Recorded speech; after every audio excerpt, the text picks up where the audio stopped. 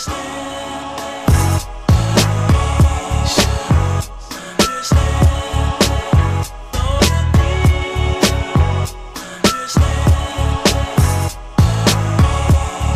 in hip hop these days as a producer, we actually caught flack. I'm not going to say names, maybe you guys know. Yeah, I know. And we caught flack for sample sets. And yeah. So you guys know what we do, right? Yeah. That's like kind of. I mean, honestly, I feel like a lot of producers, I'll be like, yo, because the thing is like, you know,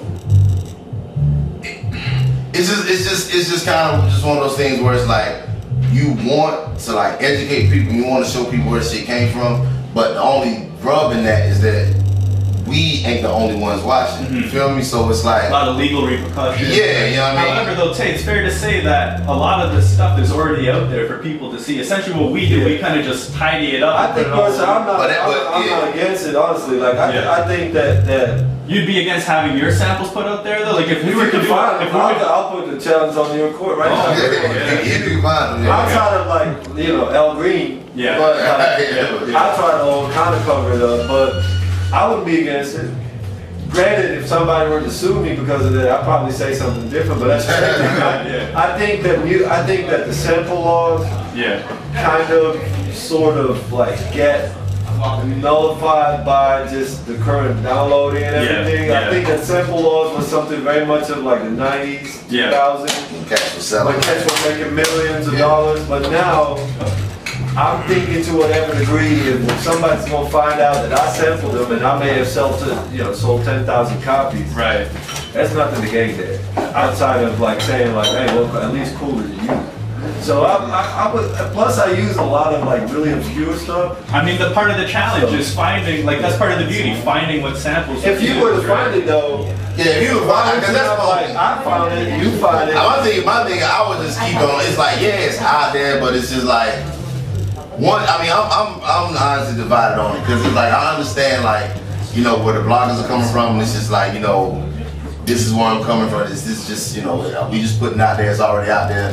But at the same time, once you put it in a presentation where you're explicitly saying like they use this for this and this is that, like that does raise the profile quite a bit. I mean, you know what I mean. And my thing is, if you want to spread the word, I would just do it as much as you can, but I personally keep it low key because, it's just not, everybody's got their eyes on the shit now, and particularly now when record sales ain't selling shit, everybody now is trying to figure out where they're gonna get their money from. Right. So whereas, 10 years ago when, there wasn't Backstreet Boy, when there were, even most download, like when, Backstreet Boys were selling fucking, 10 million records or whatever. It's just Madlib sampled me. I don't give a fuck. Yeah. I wrote on this album, but now it's like that shit ain't there no more. So now it's funny. Now we're 50-50 divided up in this room, but I mean at the same time, it's usually a 50-50 topic wherever we take it. Like some people will say this particular person, I'm paraphrasing, said that we're ruining hip hop, while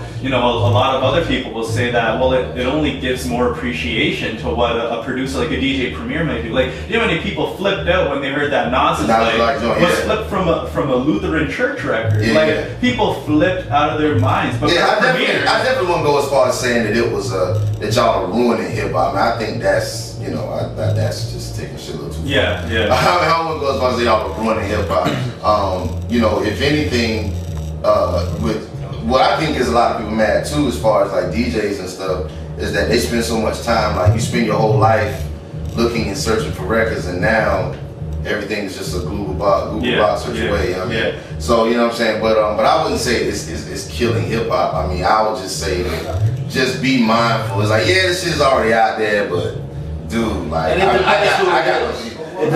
we do have a policy that if they don't want it up, just tell us so we take it down right away, right? Like we're that simple. But I mean, it's like bringing up the whole sample idea. I was actually watching one of your interviews. It was the Red Bull Music Academy. I think it was like one of those classroom type things, and you were wailing on. You were just singing "Light My Fire" by Free Design. You were just harmony, and then you're just going off, and you were saying, if any producer could send you that track and lace it, and you would rap on it or something. Man. Has anybody come through with that? Nobody really came through. I mean, a couple of joints I heard was good, but actually one dude did flip it, and I ain't gonna say who did it, but Do we know him? And wait, Oh, yeah. he's out there. Okay. oh yeah, Okay. and he flipped the fuck out that shit.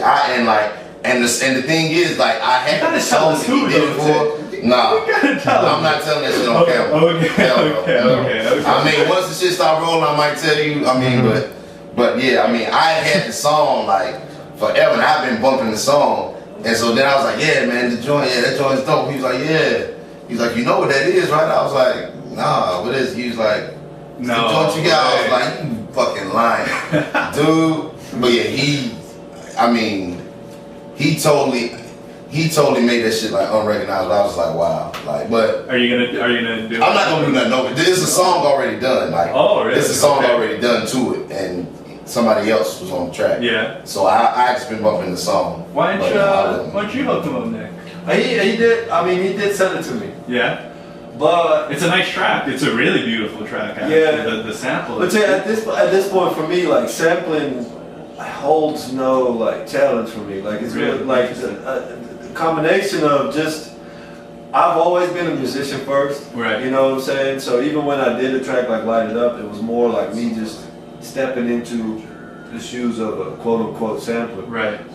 But the directions that we're heading with time changes, with modulations, with bridges, like there's so much that you can do with a sample. And I at this point find just a greater challenge in just doing it all from scratch, like Right. literally. And I'm not discrediting anybody that samples at all.